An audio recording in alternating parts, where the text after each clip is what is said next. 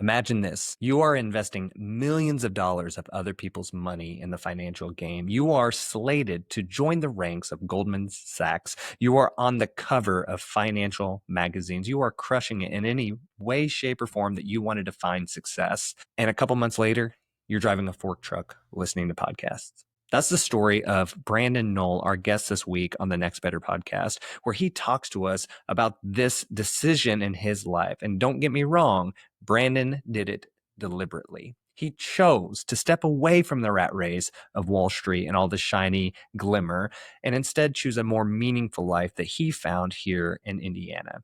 Brandon is the director of Plug and Play, a venture capitalist firm based in Silicon Valley that pumps in millions of dollars into startups to help them find success in what they do. And Brandon is on the search to find a unicorn startup here in Indiana. And trust me, he's going to do it. I'm super excited for the opportunity to have my friend Brandon Noll come on to tell us more about what it means to redefine success in your life, chase meaning and fulfillment, but also do so in a way that is still in every way, shape, or form successful. Listen in.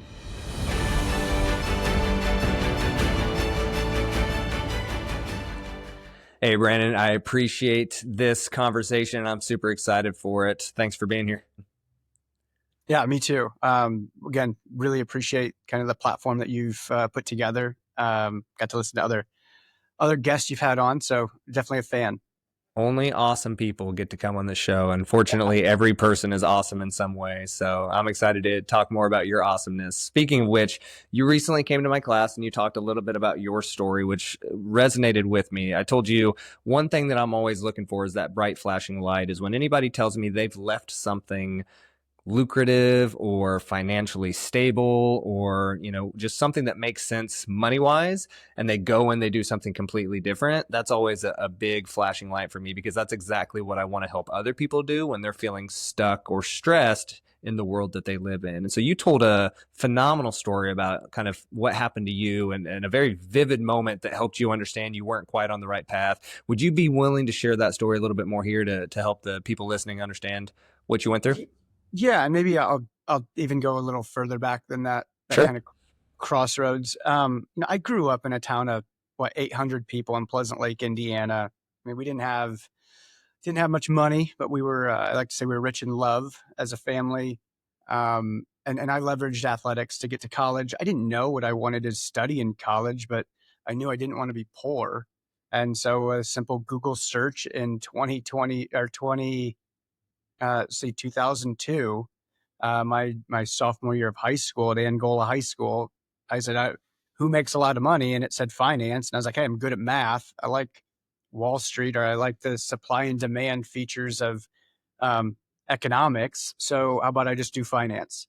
And I leveraged athletics to get to college, and went to college, business, finance, and economics from Huntington University. And then, of course, I graduate in 2008 during a stock market crash. And somehow this poor kid from Angola is now a college graduate, and I somehow got poorer. I had a job opportunity in Raleigh, North Carolina with a financial firm. I go out there, $20 in my bank account. Car breaks down on the way to the office. I'm supposed to start on a Thursday. It's a Tuesday. It's 100 degrees in Raleigh. I'm in a suit. I show up. I think, like I said, I think I was supposed to start that Thursday or even that Monday. And I get a phone call 24 hours after getting to Raleigh. And they're like, oh, hiring freeze has been put on. It'll only last a couple weeks.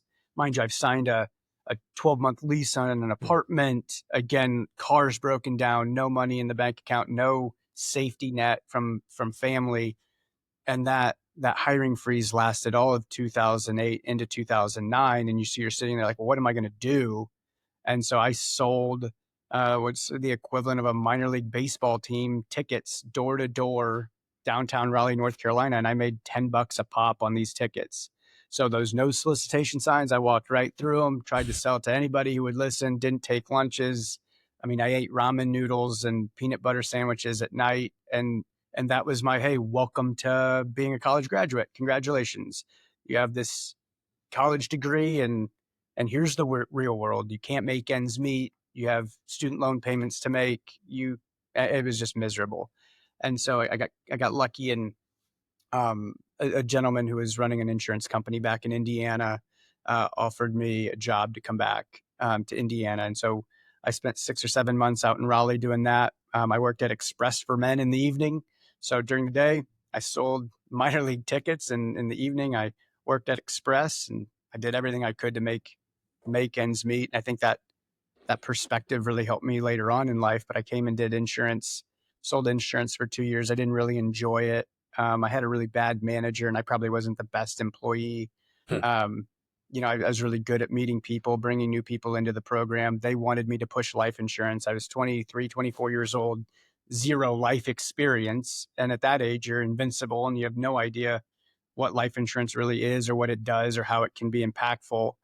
And so I was good at selling people auto insurance and homeowners insurance, but I was really bad at selling life insurance. And I really wanted to still get back into that finance role, a Wall Street role. And so for 2 years, '09 to 11, I think I did insurance. And in 2011, then I started as a portfolio analyst, took a pay decrease, became a portfolio analyst for a financial firm in Fort Wayne, quickly rose up to be the director of asset management. We went from $100 million to $300 million under management in the stock market. And I was 28, getting to go to New York and speak at a Goldman Sachs conference. And, um, I was working 7 days a week, 100+ hours a week. I wasn't like a very kind person. Everything was kind of numbers and dollars and cents. And, I had a couple offers from Goldman Sachs in New York and London and Chicago. I kind of turned those down. I was like, I'm going to stay in Indiana. This is where I'm supposed to be. This is what I'm going to be.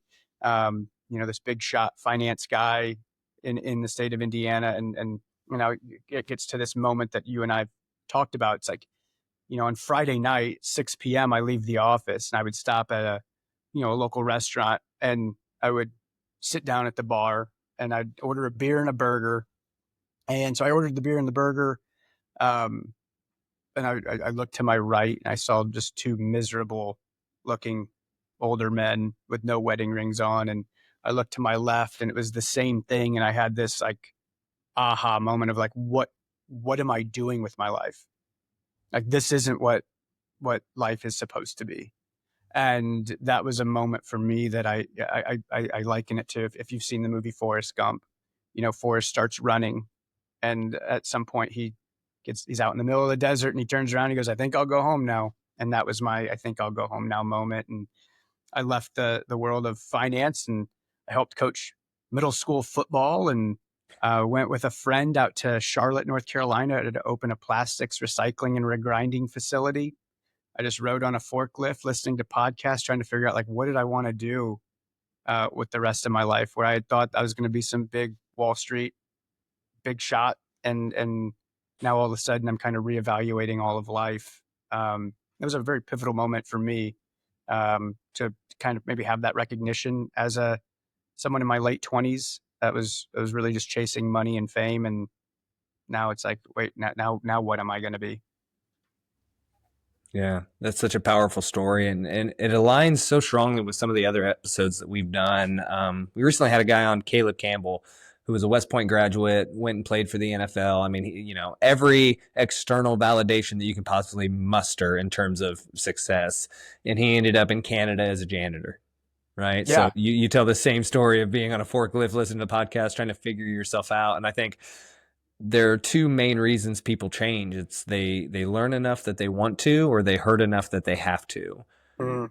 And I think that's a scary situation for most people. Like you said, you start running and then you don't stop to look around and wonder why you're running. So I have a question for you, and it's been Yeah. a while now. So you mentioned you don't typically look back, you're looking forward, and you and I have very similar sentiments there. But can you recall, that's probably not the first time you sat at a bar, and probably not the first time you were even in that space and saw other individuals. Can you recall what was happening kind of in your life at the time that made you stop and say, this is not the right trajectory? Because by all intents and purposes, you were on the right path to quote unquote success from what most people would claim it. But do you remember what was happening in your life that made you go, maybe this isn't it? Yeah. I mean, I come from I mean, again, we didn't have a bunch of money, but man, we had a strong family. And you know, my mom and my dad, they built this foundation of kind of this endearing love. And it's like, you know, when they took their vows, for better or for worse, like that's what they stuck to. There was no divorce in their vocabulary. And I have two younger brothers. And so I was watching them, you know, get married and have kids. My best friends are the guys I met in elementary school, and they were all getting married and having kids. And I was like the fun uncle, or I was like always the third wheel or fifth wheel. And I think I kind of had this like realization of like, wait, what am I doing? Like, is this what life is about? Just chasing money and making investments and watching other people's portfolios go up? Like, what am I doing to be fulfilled? And then you know, so the bar thing happens. I go out to Charlotte. I end up coming back. A gentleman from my past, we had overlapping circles. He runs a successful technology company. And he's like, hey, I built this organically. I could use someone to do kind of my sales and marketing, kind of be my right hand. Would you be interested? And I was like, I don't know. Like, this is silly. Like, I was doing Wall Street. Like, why would I go back and sell websites and apps and digital marketing? And he said, just come back and listen. So I came back from Charlotte and I interviewed with him and I talked to him. And he was very much, you know, pushing this like work-life balance. I had no idea what that concept was. Mm. And he was an early adopter of this 4-day work week. And so he worked 4 10-hour days. Friday was off. I would do Friday half day, but he was very adamant. Like, you can't work more than 45 hours a week. And so I started figuring out like, oh, let's do some volunteer work. But at the same time, my dad has a stroke and he can't move the right side of his body. And we're in, you know, the emergency room and we're in the ICU unit, and I'm watching him struggle to eat. Like, he can't get the spoon to his mouth. And this is a guy who works in a factory. He was a farmer. Like, he was like a very, like, he's a strong person, and work is all he ever knows and all he ever does. And I'm watching my mom be faithfully right there by his side. And so I take this new job. I change my LinkedIn to getting this new job. We get out of the ICU, we move into physical therapy. And again, it's all in Fort Wayne, which is where I'm living. And again, my mom's right there. And this girl from my past happens to like my LinkedIn job change. And I was like, oh my heavens, like, how are you doing? You know, I send her a LinkedIn message and we went on a date, and that's my wife. And so I think at that moment in the bar, I recognized my life was not being fulfilled, and that there was more to life than chasing money. And then all of a sudden we have this moment of my dad and watching my mom and dad be together during this really hardship moment. This person from my past that I had, again, had overlapping friend circles, all of a sudden like reappears. She lives in Ohio. I live in Indiana. We hadn't talked in years. I go on a date with her and I'm like, I was in love from the moment I saw her. I'm like, I'm going to marry this girl. And so it's almost like, now I believe in, I'm a religious individual. So I believe that all of that happens for a reason. Mm-hmm. But I believe at the bar, I was longing and wanting for something more in life. And then God was kind enough to put those things in front of me for me to act on them. And that's my wife that I have today. And we have beautiful kids. And, I mean, my life, I've said this to her, the hardest day I've ever had, the worst day I've ever had as a husband and a father is exponentially better than the best day I had as a finance bro who is single, like exponentially better. And so I think that, you know, as I've reflected coming onto this podcast, it was like, I mean, I think that's what I was longing for. And thankfully enough, not long down the road was all of that waiting for me. But I had to leave what I was doing before to probably find that stuff. Mm-hmm. Yeah. So it sounded like the realization of like, this isn't the path that I should be on, and I should be reflecting on maybe a different path where you found family and love. It sounded like it happened fairly quickly. I'm guessing it was maybe a little bit longer than just an aha moment in the bar, but that was maybe the pinnacle or the peak. But before that, let's say 6 months before that, I'm guessing this whole idea of family and kids and focusing on that probably wasn't even in your vocabulary. Would you agree? Yeah, and again, I think I just watched everyone around me, Mhm. like that's what they were doing. Yeah. And it was funny. They would get into these long term relationships, or kids be on the horizon, or marriage, and they would somehow like start doing better professionally. Like it was almost like this, again, at the moment, I didn't see it. I only saw, oh, man, you got to talk to this lady all day, and now you have kids, you can't go out and have fun. Like, man, that what a burden. And you start to realize, like, actually, it grounds you. It gives you a much larger purpose. When so much of my life today, I don't make decisions for Brandon. I make decisions for my two kids and the third that's on the way, my wife. I mean, my life is very much centered around them, and that's a really like motivating spot when everybody relies on you, like from a family perspective. Um, that's motivating. I want to be the best husband I can be, so my kids can see that. I want to be the best dad I can be because they deserve that, and I want to be the best professional I can be because those financial pieces that I can bring home to the table, like my kids can do a lot more than I was able to when I was a kid. So much of my life is centered around not what's best for me, but what's best for Plug and Play, what's best for my family. And so maybe that kind of servant leadership piece has always been a quality I've had internally that probably in more recent years has kind of come out more publicly. Yeah, yeah. I would say, and I'm a little biased, but that's the Midwesterner in you, right? Probably. I do get that. I mean, I work for a Silicon Valley based company, and that is something that they wrote on the whiteboard. Be like Brandon, be humble, Yeah. and I think that is the Midwest. Um, we're good people here in this part of the world. Stubborn but humble. Absolutely. That's a yes. You should tag that. Like that I should be should. you should We'll copyright that. copyright that. I've recorded it, so I love that. So, what would you, Brandon? One of the things that's really resonating with what you're saying right now is I'm listening to a book right now called "Man's Search for Meaning." That's by Viktor Frankl. He was a psychologist who went through Auschwitz and came out on the other side, which 1 in 28 individuals did. So statistically speaking, he was one of the fortunate ones. And one of the things he talks about is this idea that he was the founder of logotherapy, which is the idea of like searching for meaning, like psychiatric or psychological therapy based off of your search for meaning. And he found that most often the individuals who went through that suffering and made it were the ones that had something they felt that like they had to live for. In fact, they talked about in this story this idea that when they saw that somebody was on the fence of committing suicide, which is a very common practice in that space, they weren't allowed to prevent it once it started. That was against the rules and you would be Mm. punished. But instead, they could prevent it once they started to hear some signs, the talkings of like, this is my last day, or I don't have anything to get up for, or those types of things. And so in order to get them to feel like they had purpose or meaning, they would start to talk about the other things in their life that they could look forward to. And that always centered around some sort of work, like if they were a scientist or some sort of professional, writing a book. Or more often than not, it was about their family, your children that were at home and the people that love you and how you were going to get back to them. And so when you talk about this, I can't even imagine or begin to pretend like I would know what it was like to go through an experience like that. But what I can say is, as a father and as a husband, the thing that I find gets me up and motivated to do the hard things necessary to be successful are the very same things you're talking about is family and love and faith and those types of things.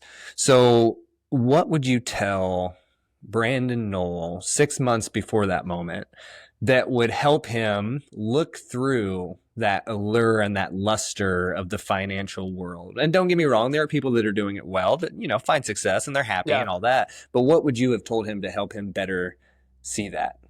I don't know. I mean, that's Yeah. a really good question. I have no idea what I would have told him. Because it's easy to look back and be like, oh, you see like all of the aha moments. Like in that moment, I would have never. I think at 6 months before that, I was on the cover of Investment News. Hmm. Like, so I would have been like, oh, look how cool I am. And I think I am a humble individual, but I do think that there was some hubris that was at play when you're managing $300 million and you're doing it really well and you're beating the stock market, and you get to go to Goldman Sachs out in New York, and you get to be in investment news. You're kind of, this, and probably why I didn't take the Goldman Sachs gigs. Like I would have been a small fish in a big pond, Mhm. where in Indiana or the Midwest or, Fort Wayne, you started to be a little bigger fish in a smaller pond. And then it probably was at the time when you're younger, you're not, you have to go through trials and tribulations. Like you have to build out your life perspectives. I mean, I was just texting a colleague last night who's kind of going through it, and I told him this too shall pass. Like the good times pass and the bad times pass. And what the bad times give you is they give you perspective and appreciation down the road. And so as I sit here and I think back to the bar moment and, or the struggles of not having a bunch of money when you were a kid and watching everybody else get new things, or, Christmas would be one present and it would be something that your dad handmade. Um, in the moment you're not thinking about how blessed you are that you have a dad that would, work overtime to make a little extra money just to build you an ice box so you could take ice fishing. You don't think about that in the moment. And so, again, I don't reflect often, but I have for this, Mm. and you're humbled by it all, and you just appreciate things far more than you probably would have otherwise. So I'm glad that I went through everything I've went through up to this point, and I'm glad that I'm doing things successfully right now with Plug and Play. It'll pass. I mean, there'll be hard days ahead, and I'll remember what I've done here today at Plug and Play, and I'll remember what life was like growing up and what life was like in Raleigh, North Carolina with a college degree, and you're making, I don't know, $15,000-$20,000 a year, Mm. making $10 a pop on selling tickets. Um, it all passes. Mm. So it's all about perspective and appreciation. Yeah. Yeah, it's funny. I growing up, my dad and I had some struggles, butting heads a lot, and admittedly, I was a big part of that problem, right? But it takes two to tango, Yeah. and so one of the things that I realized as a parent is we want our kids to, the old adage, parents just want to make their kids' lives better than they had it growing up. But the challenge is when we reflect on ourselves as kids, we're always trying to tell our kids, like, do it this way because it's going to be easier, it's going to be more rewarding, it's going to be make you happier, you're going to be successful this way, this is how I did it and it didn't work out, I don't want you to go through that.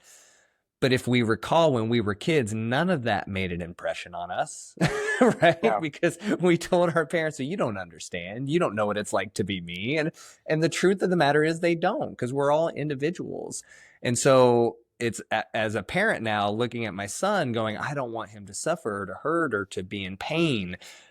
Some of those lessons are so hard to teach until you've gone through that moment. I can't teach my Yeah. son what it's like to have kids. I can't teach my son what it's like to give for somebody else. It's so hard to explain to people who are not parents what it's like to be a parent. And whether or not you want to be a parent or not, that's not the conversation here. Yeah. But what is that idea of like, I can't give you the experience I had because it's the experience that is the teacher, not the person who experienced it. And Yeah. so it seems like that's kind of the sentiment here of like, I don't know what I would tell my 6 month younger version of from the bars, because until they felt it, they just couldn't go through it. Couldn't go through it. Wouldn't have understood it. I could explain it and be like, if you do this, this is what your life is going to be like. I'm like, okay, Okay. sure. And you would have just passed on by. Sure. Sure. Let me ask you this, and this one could be tricky. You could say, Uh-oh. yeah, I'll pass, right? Is there something you would have suggested they tried or given a chance in order to maybe get a glimpse of what that felt like?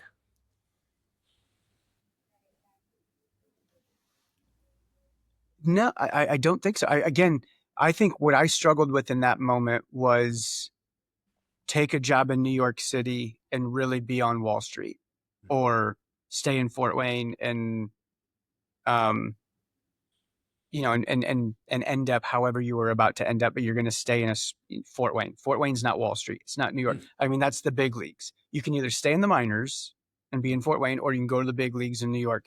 And I chose to stay in Fort Wayne. The risk. Now, there's a weird story about I'm out there in New York, and I go down. I'm right there in the financial district. I'm like debating on like, do I take this Goldman Sachs job? I end up There's like a hockey game. The New York Rangers are playing. I'm not like a huge hockey fan, but I didn't want to sit in my hotel room. It was my first time ever being in New York City.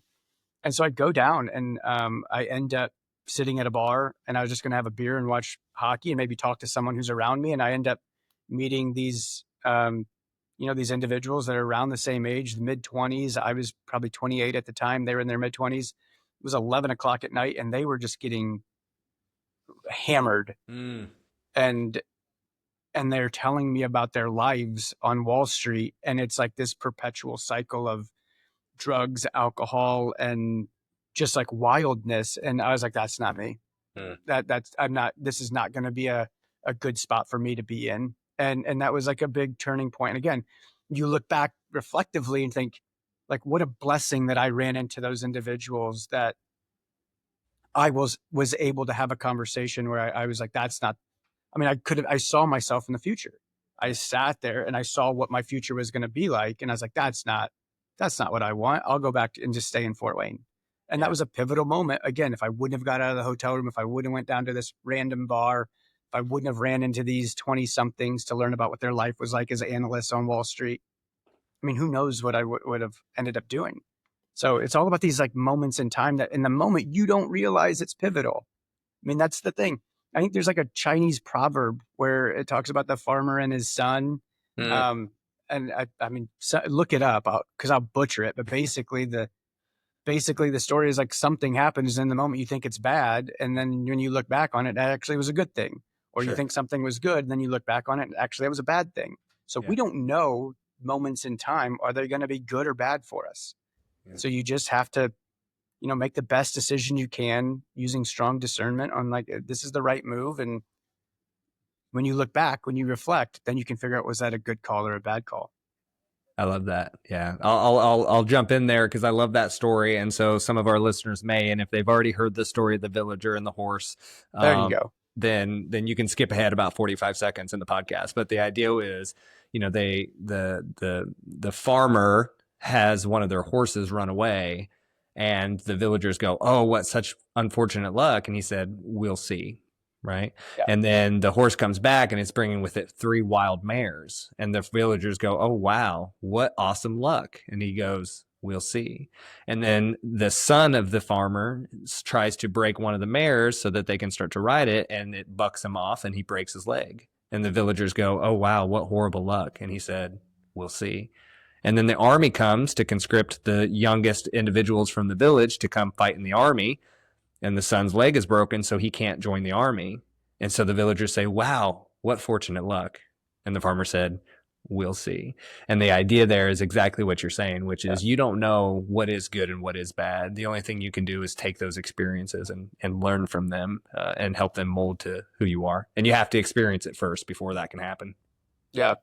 Yeah, that's awesome. So for those who jumped ahead because they've already heard the story, one of the things that really resonated with me, Brandon, when you visited the classroom not so long ago, is you mentioned this idea of how you don't typically get into stocks and trading very much, or maybe it was gambling. I don't remember. But what I do remember is something that resonated strongly with me, which was this idea of like, you have a very addictive personality. And so like, you're going to go all in on something. And I'm the same way, right? It's either I drink or I don't drink. I have tons of caffeine or I don't have any caffeine. My wife doesn't understand it, but it's just, it's what allows me to be tenacious and drive to what I want to do. But it also can become a problem. One of my favorite quotes is, "No matter how flat you make a pancake, there's always 2 sides." And you mentioned this story that was really cool because you talked about how you have a pretty good knack for seeing trends in the marketplace, and that shares kind of a good sense of knowledge. But then you shared a story that helped me understand the wisdom that you have in this space, because knowledge is how you do something. Wisdom is knowing why you would do something. Can you share the story of Moderna and Pfizer and the decision you made there? Yeah. So one, the addictive personality. And I'm not Kobe Bryant. I'm not Michael Jordan, but I've always gravitated towards those 2 athletes because their mentality of like, both of them love to win, but they hated to lose far more than they love to win. Mm-hmm. At a young age, that was me. I don't know the time. Once there was a trophy on the line, like I enjoyed winning, but boy, when I lost, I took it so bad as a kid. I mean, it really ate at me. And so I just remember as a young kid in all of sports, that was a driver. And that is still true to today. I will make up some little tidbit to put in the back of my brain to really fire me up to try and like I plug and plays in 63 locations in 27 countries. I want to be the best location in all of plug and play. And so I will create these like counterfactual people around the world that, oh, Japan's trying to do this. Well, I'm better than that. Like I got it figured out. And so I do that personally, internally to try and be a motivator because I just like to win and I hate to lose. Sure. So the stock market or gambling every day, there's winners and there's losers. And the reason why I was addicted to it for the 5-ish years I did it is every day I could look at the balance sheet and see, did we win or did we lose? And I would compare it to the S&P 500. And I had a benchmark that I'd say, did I win or lose today? And we came to COVID. So I was now fast forward, I'm doing economic development, regional economic development for Northeast Indiana. I'm going around selling the region globally to C-suite executives to expand or relocate their business into the state of Indiana, but more specifically, Northeast Indiana. It's March, everything closes down, we get sent home, and I went to my wife and I'm like, I'm going to be home for a little bit. Right now, we have no kids. It's just my wife and I. And I said, there's this app called Robinhood. I would like to take a small amount of money and put it into Robinhood because I'll have a little extra time. I think it's a great time to buy in the market. And you can have all the profits. So after I cash out all of the profits, you can have it. You can do whatever you want with it. It just will give me something to do on the side. Yeah. And it didn't take me long to take that money and double it and then double it again. And we got to a point where we're in the midst of COVID. And I'm not telling my wife like what trades I'm doing or where I'm going in or where, but for some reason I felt compelled. She asked like, how's the Robinhood account doing? I'm like, oh, it's doing well. We're like 9 weeks in and I'm doing really well. And uh, she asked me what my next trade was going to be. And I was going to close out all positions and move the money either 50-50, 60-40, or 100% into either Moderna or Pfizer. And my thought was one of them will probably come up with the vaccine. Um, their profits will go crazy. The government's going to pay them a bunch of money. Everybody's going to get the shot because everybody's freaking out about COVID. And so I made that comment to my wife and she stared at me just like blankly. And she's like, you're going to try and profit off of a pandemic. And I was like, I guess when you put it that way, yeah, but everybody's trying to make money in this. And so I didn't make the bet. I kept it in, I think I was like in Apple and Tesla and maybe a little Bitcoin. And I didn't make the bet in Pfizer and Moderna. And it was one of those things. It's like, if you're in the world of capitalism, like there's winners and losers. People profit off pandemics. People profited off world wars. Like that's kind of how companies like Boeing or DuPont made a ton of money and became who they were. They didn't like it, but they did it because there's money to be made in it. Mm-hmm. Ford did it. I mean, it's the Industrial Revolution is centered around, the war and the profitability of war. People make money during war times. And so for me, I think it was like maybe a pivotal moment of me, who I am as a person on the inside, where I chose not to take the profit. I chose to be like, all right, let's be the better person, kind of do it the right way and it'll be okay. So I didn't make the bet. It would have paid off, but my wife is happier for it. There you go. I like that. So I got to ask, just out of curiosity, you're a guy that likes to count wins and losses similar to me. Did it feel like a win or a loss? It felt like a win. I think that was like a really cool, because then it wasn't dollars and cents. It was like me as a person. And so, I have a mentor. His name's Chad Rustin. I spent 4 years working under him at the Northeast Indiana Regional Partnership. And, he often talked about people's character and being able to lay your head down at night. Did you do the right thing? And that really it was a pivotal moment for me because it was something true to my character, who I am as a person. Like it's a trivial moment in time, And it wasn't like I was making millions of dollars on the trade. And quite frankly, it wasn't like it was, really being a bad person by betting on Moderna or Pfizer. But I think, the way my wife framed it, it really made me be like, all right, what's my character in all this? And that, and that I'm happy that I made the decision I made, because then I started to think about, that sort of snowballed into other pieces of who I am as a professional, who I am as a boss, who I am as an employee. I'm a high character individual. I try and give grace and I assume noble intent with my coworkers. That noble intent piece, I think, is something that I kind of showed in that moment. And that, again, that it's a small moment in time, but it really, I've continued to do those sorts of actions, maybe taking the road less traveled by, because in my opinion, it's the appropriate road to take, and just be a stand-up person, be a good person. Yeah, I think that's phenomenal. And to your point, right? A lot of people felt like that situation was a positive thing, the vaccine saving lives. So, I mean, you could also argue that Mm. it would have been something worth investing in simply because it benefited people who felt like that was the right approach. I think the bigger lesson here is you had the opportunity to choose based off of your values versus off of external validation of success, and you chose off of values. And that's something I stress so heavily to the clients that I work with, my high achievers. One of the first things we do is we figure out what's your purpose in life and what are the values you're going to live by to fulfill that. Because if you don't stand for something, you'll fall for anything. And Yeah. so in that situation, if you don't know what you stand for, if you don't know what feels right or wrong, then the answer is I'll take the money because I don't know what else that's the only kind of validation for the right decision that I can have here. And I think that is something that can be really challenging for people who don't know what they stand for. And integrity is something I've shared before. I wrote a blog post about. I have a book on the month blog post that I do, and one of the books I read was integrity, and it talks about everybody says integrity is the thing, how you act when nobody's watching or when the lights are turned off or whatever it is.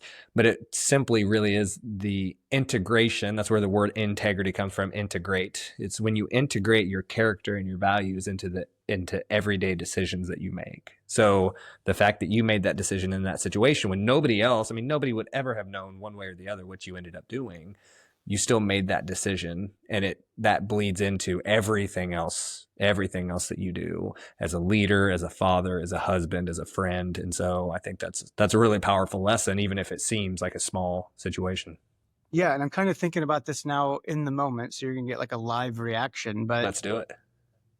we if we fast forward a little bit to where my wife is pregnant and we find out we're having a girl, and I'm like, oh my heavens, like what do I do? Like how do I raise a daughter? Like I don't know. I only grew up with boys. Like this is gonna be wild. And my wife looked at me and she said, and it rings true today. She's like, you understand that you are the example that these girls will look for in a boyfriend and a husband down the road. And that, I mean, you want to try, like, I have to be the best person I can be every day of my life, not just in front of them, but even when I'm sitting here in my office, because like that's the person that ultimately, like, I want them to see, like, this is what a man is. This is who you should strive to be with. And so that's another big motivator for me every day. If I'm thinking about me personally as like my character, my ethos, who am I as a person, is very much rooted in, you know, wanting to, one, make them proud, but also be a shining example of who they should look for later on down the road. So again, there's probably a bunch of stair steps that happened along the way, that got me to that point, and which again puts me into the position I am today. Um, that Yeah, I think that's important to stand on something, and I try and always, again, when I go to sleep at night, I sleep very comfortably. I don't have, my conscience isn't going crazy. I'm very direct. I'm very transparent. I try and tell no lies. And it makes life really easy when you're talking to people and having multiple conversations, because you don't have to try and think like, what was the character I was, or what did I try and sell them on, or what did I try and say? For me, it's a good and bad. I can get in trouble quite regularly for being direct and transparent. But for me, I found that to be my true authentic self. And it also allows me to sleep better at night, allows me to look at my kids and not feel ashamed in anything that I'm doing today. So probably how I how I operate. Yeah. And that couldn't be more true. Some people look at that and they go, man, that's exhausting. You always have to live by your values and do the right thing and yada, yada. And we have to remember like the right thing is very perceptional based off of you and your life. Now, there are certain, things that we as society believe are right and wrong, murder and torture and all those types of things, right? We get that. Although you might argue if somebody breaks into your house and tries to hurt your family, murder is warranted, right? So even in that situation, you can ask yourself, what's right or what's wrong. But I think what's important here is that people appreciate authenticity. They may not like you because of the way you are, but they respect the fact that you're not trying to be somebody you're not. And that is such a powerful way to live your life, because then you, like you said, you can be whoever you are, no matter if you're on a podcast that gets recorded and puts out on the internet forever. I am who I am. Yeah. This is authentically me. And so you don't have to worry about pretending to be somebody you're not. And that goes so far in business and in life, which I believe there's no such thing as separation of those two things. It's integration of those two things. And so that's a powerful way to live. And the way you put it, so with the plug and play piece, it's a private sector entity, venture capital, uh, billion-dollar company out of Silicon Valley. I got to go and sit in like the governor's suite for the Indy 500, and it's like the who's who of leaders in Indiana and abroad. And I'm sitting there like I vividly remember I'm like going up the elevator thinking, you know, it's like imposter syndrome. Like, what am I doing here? Like, I'm not supposed to be here. But what I found is like the more conversations I had, I was just trying to be myself. And it felt like, maybe I'm supposed to be here. Yeah. And I think far too often in those situations, especially as you're like an up and coming leader or however you want to phrase it, and you're in these rooms with, CEOs of pharmaceutical companies or med device companies, and you're wanting to play a role or play a character, like they don't want that. Like they were in your shoes at one point. Mm-hmm. So you don't need to try and inflate who you are. And so I think for me, it's like that was another moment in time. It's like, well, who am I going to be when going up that elevator? I was like, you know what? I'm Brandon, and it is what it is. I'm supposed to be here. It's okay. Yeah. Yeah. I talk about imposter syndrome a lot with the people I mentor and the people I work with, and I feel it all the time, right? Yeah, I same. did a workshop once for a really high, I'll just say a really high tactical group for a government organization. We'll put it that way. And I'm sitting in a room of people who could kill me in 17 different ways. Right. And I'm sitting here going, what am I doing here? What can I, and I think the two things. One of my favorite quotes, Emerson said, every person is my superior in some way, and in that I learn from them. So no matter what, you have something you can share with people. So I think that's important to remember. But two, regardless of if you deserve to be in that room or not, you're there. So do what you can with it, provide the most value possible, because there's a reason you got there to begin with. You don't just fall into situations like, serendipitously like that. Like you weren't on that elevator because you took a wrong turn. Right. Yeah. So it's just a matter of, and even if you did, heck, play the game, enjoy it. So, Yeah. but yeah, so it's, in that imposter syndrome is like, you know what, maybe nobody deserves to be anywhere, or maybe everybody deserves to be somewhere, but can you continue to use that opportunity to be a platform for you to do what you care about and make a difference in the world? And I wonder, and maybe this is more for your audience, so I'm late 30s, I've been in a position of leadership for a while now. I'm becoming more prominent kind of statewide and being involved in some higher profile things statewide. I mean, I feel that imposter syndrome all the time. Like, does that ever go away? Or do you ever feel like, now I'm supposed to be, like, do you ever, I'm curious. So if there's a more seasoned professional listening to this, please send me a message, because, like I do feel like that's something I fight often at the beginning of a meeting, even the beginning of this podcast. I'm like, why am I on this podcast? Like, what do I have to offer anybody who's going to listen to this? Sure. And I think, you'll come back at, oh, that's the humble, Brandon. But for me, I'm like, what have I really done that would warrant someone to find some sliver of like, oh, that is, the knowledge that individual has. I'm really going to take that and run with it. This is motivating. So for me, I fight this kind of every day. And, I would like someone out there to please tell me it goes away at some point, or maybe it doesn't, and I just have it's something I get to deal with forever. Sure, sure. Well, I can speak into that a little bit because psychology, behavior is something I study on the regular basis. And by Yep. no means am I an expert in imposter syndrome, but to be frank, that inundates every industry. So is there really a professional imposter syndrome, right? But I have found this. I work with a lot of people who are transitioning, who are going from one career to the other, from no career to a career. People typically reach out to me when they're trying to decide what they want to do with the next stage of their life. And what I found is this: when you go into something new, you're going to have some level of imposter syndrome. You have to. That's the whole concept of imposter syndrome. I don't belong here because I've never been here. I'm not the expert in this. And the people who, Steve Jobs said, the people who are crazy enough to think they can change the world are usually the ones who do. And so the people who, like yourself, like myself, like the people who are driven to want to change the world are constantly looking for new ways in order to impact the world in some capacity. They're trying to grow. And the only way you can grow is by doing something you've never done. And if you do something you've never done, you're going to feel like an imposter. So to your point, your question, will this always be the case? Unfortunately, actually, fortunately, I should say, because of your personality, I think it will. But leaning into it is the goal, right? Because if you weren't like you, I mean, imagine how many people wouldn't be benefited because you chose to play it safe and never try something new. Like that to me is a scary thought. Like Brandon Noll doesn't continue to push himself and push others around him. Like that's scary. So it's almost like that price you pay to have the personality that you have that's also the thing that makes the difference in the world. Appreciate that. Yeah. Good. Something I can work through. There you go. Yeah. There's plenty of places of where I need to be better. And this seems like it might be one of them to work on. I love it. Yeah. Growth minded. That's one of the requirements of the world that I live in, right? Servant hearted, growth minded, high achievers. That's who we serve Yeah, here. So. and on the growth minded, yeah, and I'm challenged that it helps when you manage people Yeah. because they will.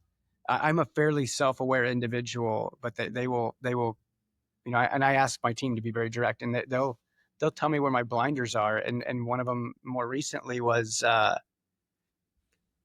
we've been doing really well in Indiana as plug and play, and I get to manage the team, and it's great. We're doing wonderful things, and one of them came up, and we have a conference out in Silicon Valley Summit in June, Yeah. and they said, "Hey, are we going to throw like a celebration for all that we've accomplished this past year out in California? I think it'd be really good if we did that." And I looked at them and I was like, "I don't know what you're talking about.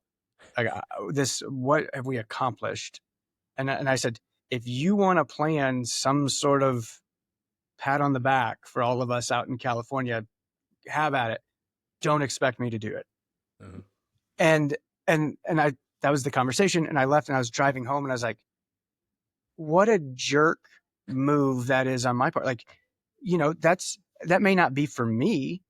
This need to like have this congratulatory, great job um, event. I mean, I tell them all great job. I use words of affirmation. I know that's important to my colleagues, but maybe this event is important to him, and I just chose to dismiss it because it really isn't important to me.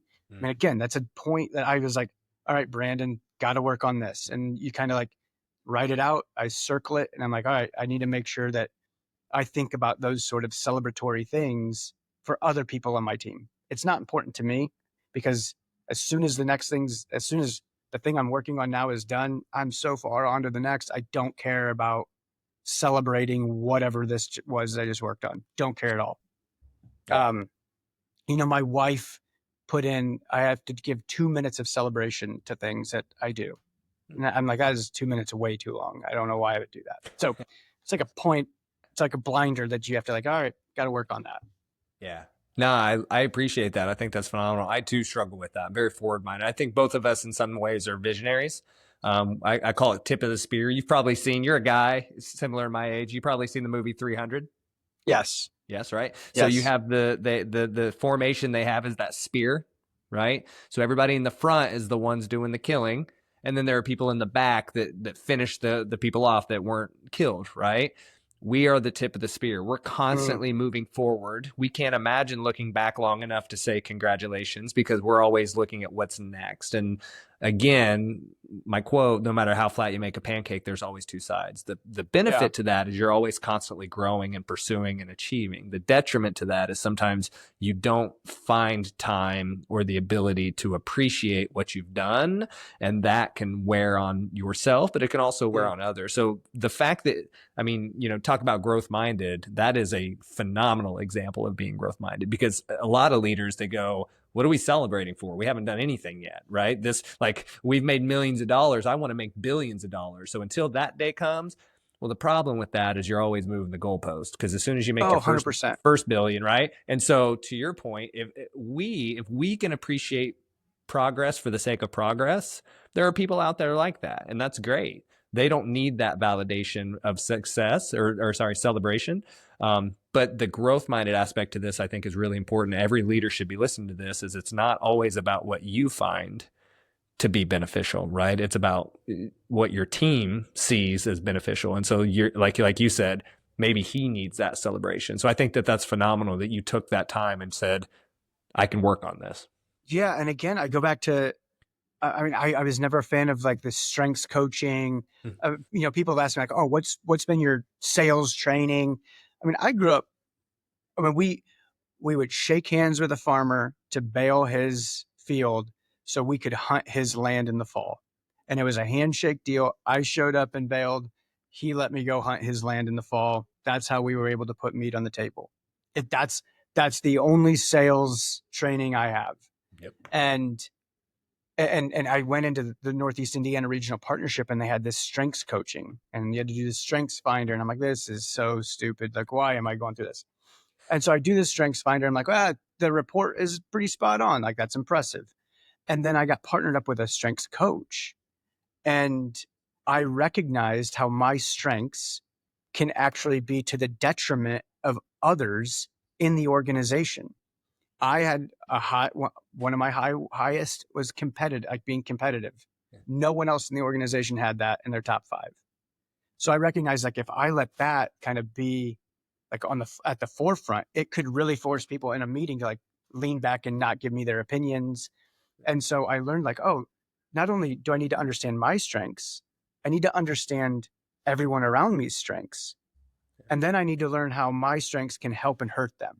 And then I can kind of, massage my messaging or how I am in a meeting, or, how I delegate certain responsibilities. And so I think going through that practice for a number of years has made me more aware of the people around me and how I could affect them, both positively and negatively.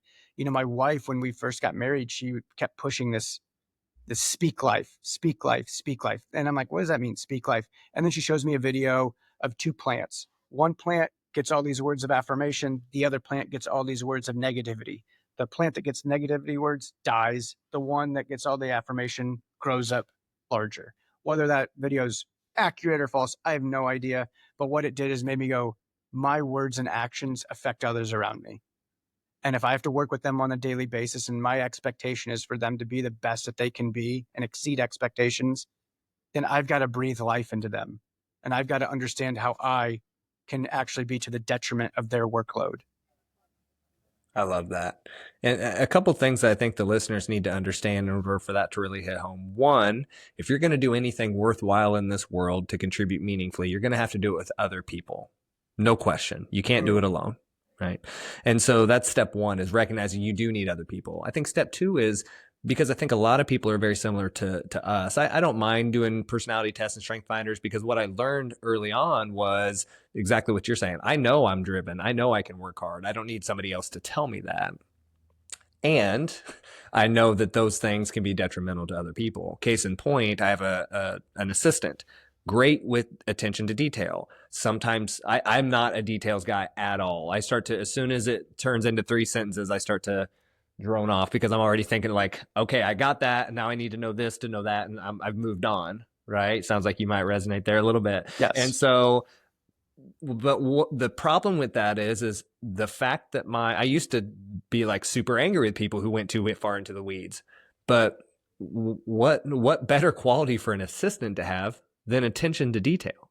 And Yeah. so I used to look at that as a weakness or some pain point, and now I look at it in celebration. I'm like, oh my god, they're so detailed, and I can say, hey Natalie, I love the fact that you have all of this stuff detailed. I appreciate that about you. In fact, that's one of the reasons I brought you on the team, is because you have that attention to detail. I get really bogged down by details. And so if you start sharing them with me, I get flustered because I think I have to start doing all these things with all these details. So could you keep it bullet pointed? So not only do I get to serve her better, but she also gets to we get to serve each other in a better way. And I see that at home too with my wife. She loves to tell me about the day and all these things that were happening. And I'm like, I have a 6-year-old at home. Did he have a good reading lesson? Did he hit this metric? Did he do this milestone? Those are the 3 things I need to know. Okay, let's move on. Yeah. But that's not very fair to her. And so it just helps you connect better with people when you understand that. It's very, very true. And all of that hits very close to home. Absolutely. So I think, Brandon, one thing to kind of wrap it up, and then I want to hear more about kind of where people can go to learn more about you and the things that you're doing. But you mentioned this idea of your life has shifted. It used to be numbers and metrics and sales and am I beating the market and all those things. And that's shifted for you. What metrics do you use now in your life to help you know whether you're being successful? Presumably, I have 18 years until well, I guess it's now 15 years, but you have 18 years until my oldest daughter presumably leaves me to go to college and then find a boyfriend and get married and all that. So I have to be a good dad. So that's like a non-negotiable. My day starts early in the morning, but I try and be home at 4 p.m. every day. And my team out in Silicon Valley, they know between the hours of 4 p.m. and 8:30 Eastern, unless it's super important, don't try and talk to Brandon because I'm being a dad and a husband and I'm doing dinner and the dishes and I'm wrestling kids and I'm doing night routine and I'm reading books and I'll get to emails after 8:30 Eastern. That's a big, and I don't know how to quantify that. I know no matter how much time I spend with my kids, 20 years from now, I'll look back and be like, I wish I spent more time with them. I have to travel for work a little bit. So I miss out sometimes days and weeks at a time. And that's painful because I know that's time I don't get back. I think the birth of my oldest, it really, it makes you frustrated with time, the concept of time, because it's fleeting. My father-in-law passed away shoveling his driveway in January. Healthy 60-year-old male, shoveling his driveway, gone. Like, we don't know when that time is. We don't know when the kids are going to be gone. Um, and so like that's something I really focus heavily on. I focus on plug and play. We're expanding in throughout the state of Indiana. It's a stressful, pressure filled, important role to support startups and venture capital in the state of Indiana. And probably the person that loses out is my wife. And I desperately feel bad about that. And you're trying to do really good at your job and your career. Then you come home and you try and be a really good dad. And basically we have from 8:30 to 9:30 at night to spend time together. And normally at that point I'm gassed from the day and you're just kind of sitting there like, I don't want to talk to anybody. I just want to sit here and not do anything. And so she probably loses out. And this is a long-winded way of saying, like, I try and focus on being a dad. I try and do really good at my job. And if that's working early in the morning and working late at night, as long as I carve out 4 to 8:30 every day, then I'm happy with that. And then I do my best to be the best husband I can to my wife. So really, there's no KPIs on any of those, but there are definitely areas like I try and focus as a husband and a dad and a coworker and employee, and that, which is way different than what's Pfizer and Moderna's earnings report going to be or what's anything like that. It's a similar mentality, but probably shifted to different priorities. Yeah. Yeah. It's such an intangible try metric to try to grasp onto, But what struck me with that, and something that resonated with me once that I heard, was parenting is only hard to good parents. Mhm. And Yeah, I mean, so, it's true. yeah, yeah. So the simple fact that like you're trying to get home from 4 to 8:30, the simple fact that like it hurts when you're not home for your parents or for your kids and for your wife, the fact that, and this could be true for leadership too, leadership is only hard for good leaders. The fact that it's on your mind, I think, is one of the most powerful metrics. You care enough for it to bother you when it's not going well.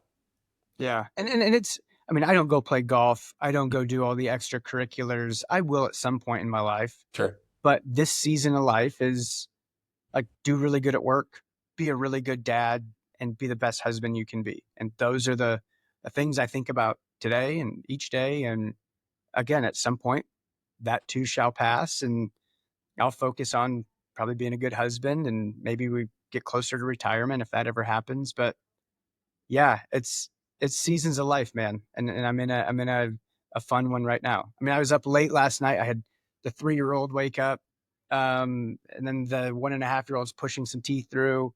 And so I normally handle the night routine. My wife is like 36 weeks pregnant, uh, and it's like, you know what?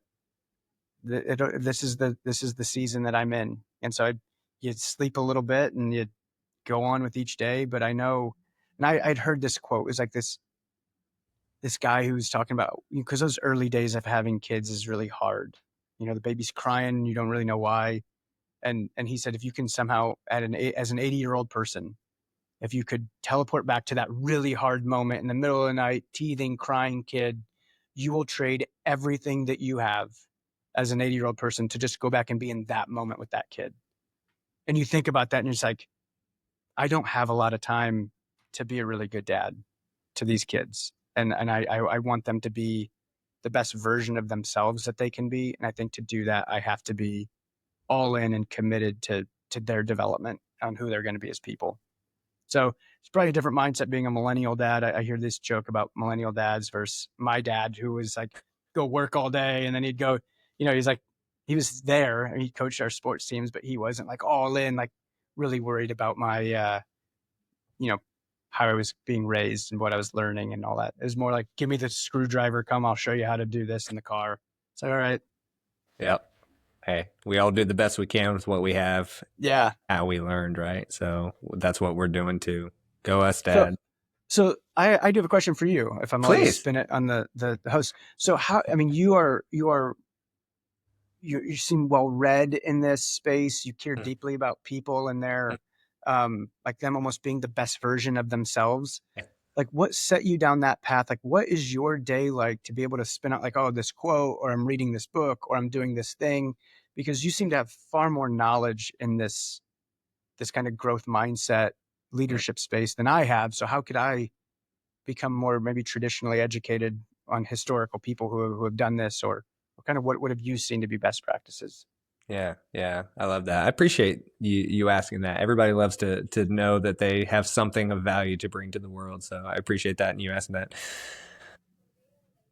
One of the things that I appreciated about Arthur Brooks, he studies happiness at Harvard. So, a guy that I follow immensely. He talks about this idea of me search instead of research. Everything he does is because he wants to know more about it. And so he does the research, then he learns about it, and then he goes ahead and shares it with the rest of the world. Um, I have always appreciated this idea of like, what can I know? What can I do? How can I do things in a way that gives the most fulfillment or joy or output um, with the in the most efficient way possible, right? And so one of the things that I really started to get interested in is how do we better ourselves, and that was happening in the fitness world, and I learned that through health and kinesiology. My master's is in kinesiology or whatever, and so I found that I really enjoyed this process of betterment. Betterment's my second core value. Um, but I wanted, but I was always kind of like, really, is this it? Like, helping people lose 10 pounds or get in better shape or blah, blah, blah. And I'm more of a fix it kind of guy than a put a band-aid on it. And so we talk about, my clients and I talk about, oh, lose 10 pounds. Okay, tell me why. What's that? The process of the 5 whys or whatever. And they would tell me, well, I'd end up with, I'm stressed at work. I don't like my job. My home life sucks. I don't know what I'm doing with my life, yada yada. I'm like, oh well, losing 10 pounds is not going to fix that. Right, like it might make you feel better for a second, but then you're going to constantly strive for more. And through that process, I also recognize within myself, I'm a high achieving kind of guy. I always want more. I want to do better. As soon as I win, I'm like, what's next? Who cares? Right. And so I started to recognize through my research that that's not a recipe for success. That is a recipe for continuing to want and want and want and never be satisfied. And so I went on a journey to learn more about that. The process of reading books, I fell in love with just learning more about habits. And so I started reading books early on in my career because I found that it was a really good way to learn things I didn't know. One of my favorite quotes is, education isn't the filling of a pail, but the lighting of a fire. And so, I'm not just trying to fill my brain so I can spew stuff out. I get excited about it. And so I want to learn more. And so, but through that process, I also realized, I tell people all the time, I will work really hard to be lazy. So like I'm one of the hardest working guys I can be, so I can be lazy. So I have a system for how I read books. It's 10 pages a day. And if you do that, it's 300 pages in a month. I can read 10 pages a day. That's not hard at all. I have a system for how I choose my books and what books I use. I have a system for where I put the books that I do read, and how I made a system of book on the shelf, because if I tell people I'm going to give you a book every month, then I'm going to review it, well, then guess what I have to do? I have to read a book every month, and then I have to absorb it. Then I have to put it out for the world. And so a lot of those things are my accountability tools to help me better have a system in place to keep me going when I don't feel like it. And so systems are huge for me, and I've loved that, but I love them because it makes it really easy for me to get really hard stuff done when maybe some days I don't feel like doing it. So I love books. I love reading. I love quotes. The bigger thing, I think, too, Brandon, because you mentioned like knowing all these quotes and reading all these books and things like that, is I know what I want to do with my life. And so when I hear a quote, my favorite quote, actually just literally learned about this morning. My favorite quote is 194 words long. It is a lengthy thing. And people are like, why the hell would you memorize that? Because it literally describes how I want to live my life. And so it was worth it for me to memorize that. And so a lot of times people are like, well, why would I read all those books?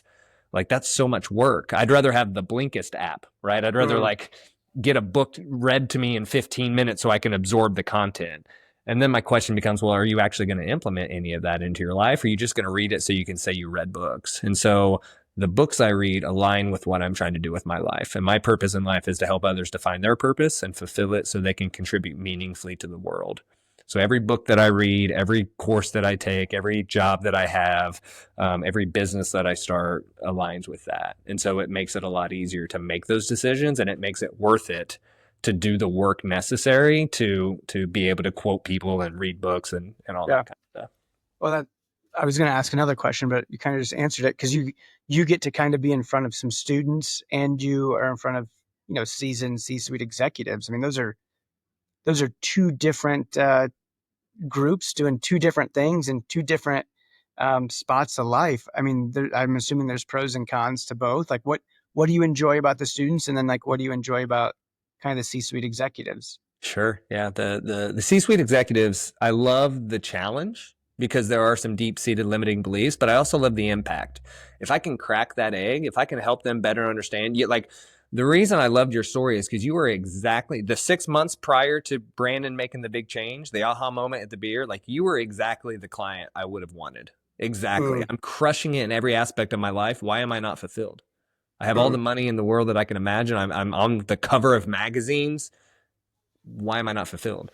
And it's because you weren't making the impact you wanted. That's the reason you stayed in Indiana. Presumably, I'm not going to, but you wanted to make an impact, and you knew if you went to New York that you would not make the impact that you hoped to do. And we all want to know that our lives matter, that it's meaningful, that what we do is going to leave some sort of legacy. But one of the things I found, there's a quote by Pericles, again, another quote, that what we leave behind is not what is etched into stone monuments, but what is woven into the lives of others. So they'll make a monument of you somewhere. Your name will be on buildings. You can shake your head, but I know it'll happen.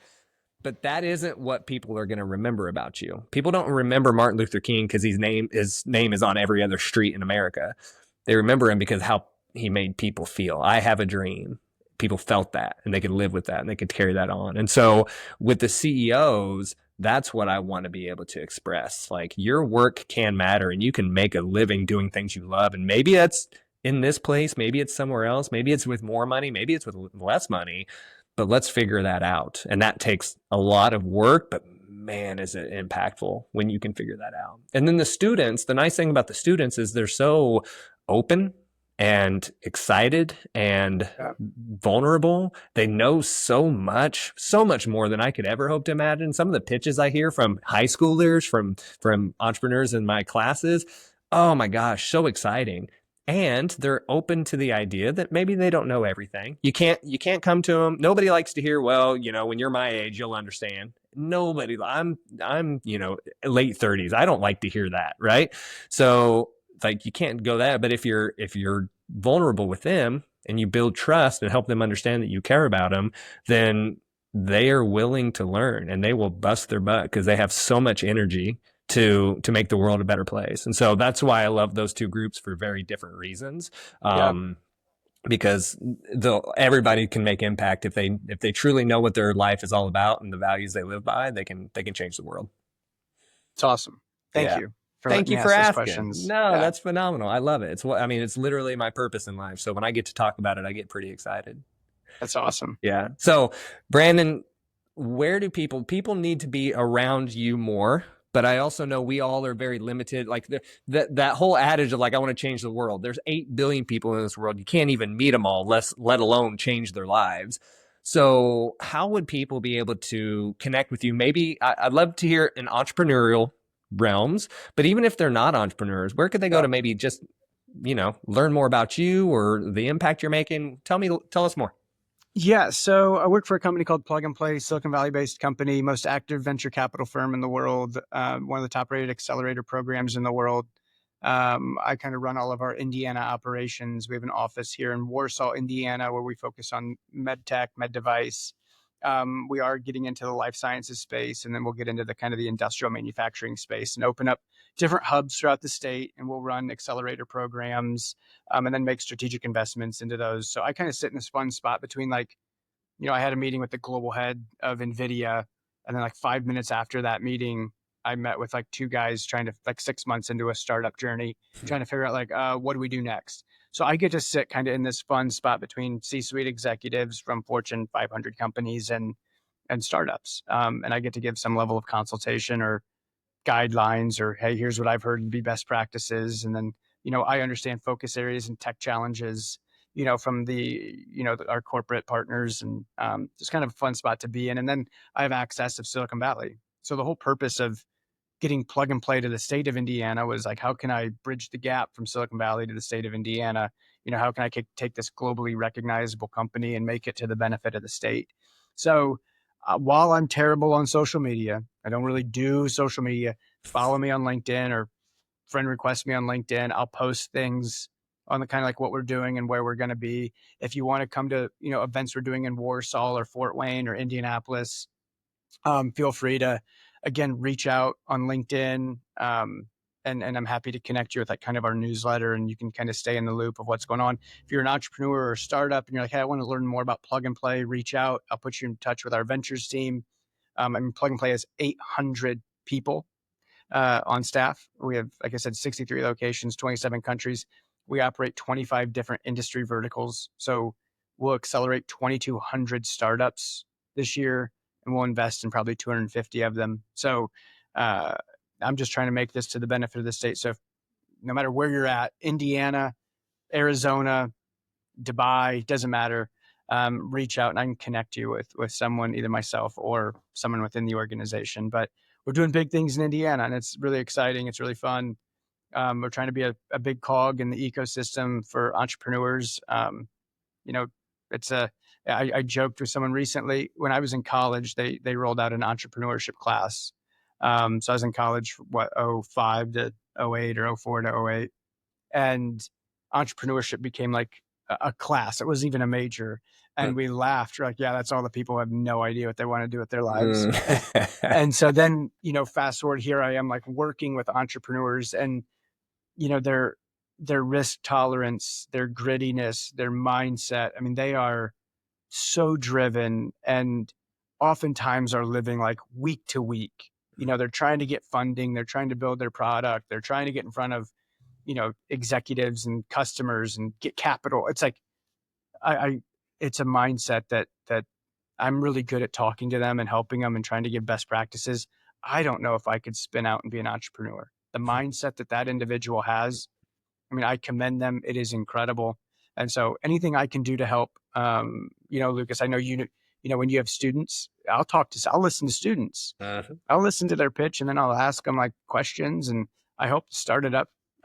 Foundation, they're coming up here to Indiana or Northeast Indiana, I think next week or tomorrow. They're actually here tomorrow. Get to listen to high school kids pitch. Like, that's incredible. I wasn't thinking about a business when I was in high school. I was thinking about, like, I don't even know what. So I think that's the fun part. So reach out. I'm pretty accessible, and then I'm happy to do the best I can to point you in the right direction within Plug and Play, or just the Indiana ecosystem or the Midwest ecosystem. Anything I can do to help. I like to be a collaborator and convener the best way I can. Yeah, and you do it so well. Well, Brandon, Noll, hey, the world and my life are better because you're in it, buddy. I appreciate you, and so great talking to you. Thank you, sir. Super kind. I appreciated coming on. Super humble to have this opportunity. So keep doing what you're doing. It's been awesome. Again, talk about another serendipitous moment. I meet you in Purdue West Lafayette as a judge. We shake hands. I think we exchanged contact information. I left. You sent me a message, and look at us now. We're buddies. And it's all because of just moments in time where you run into somebody. So thank you again for the opportunity. I really, really appreciate it. Yep. Appreciate you, bud. Make it a good one. What a great story from Brandon. He traded a seat at the table of Goldman Sachs, where he would be trading in millions of dollars in other people's money, to a seat at the table with his family and his pregnant wife and those that mattered to him. It's my hope that you don't need your bar moment to recognize that you're not on the trajectory that you have for your life. Take time to go through the experiences of life, which you can't shortcut, and instead ask yourself, what matters to me in this moment? Am I going the way that I want to? Am I looking to the left and the right of me and seeing the people that I want to see in my life? Because ultimately, when you're on your deathbed, what will matter more than the money and the fame and the plaques and the trophies and the competitions and the wins, what will matter the most are the people that you have in your life and how you serve them in some way. So I hope this episode resonated with you as much as it did me. If you want to hear more episodes about how to create a meaningful life and fulfillment in all that you do and surround yourself and your life with purpose, then I implore you, subscribe to this channel, the Next Better Podcast, to hear more from the wonderful guest and the AMA shows that we do every other week. The website is nextbetter.com. If you want to look us up, you can subscribe on YouTube, Spotify, Apple Podcasts, wherever you listen, wherever you watch. We would love the opportunity to have you be a part of our community. Until then, make it a great day.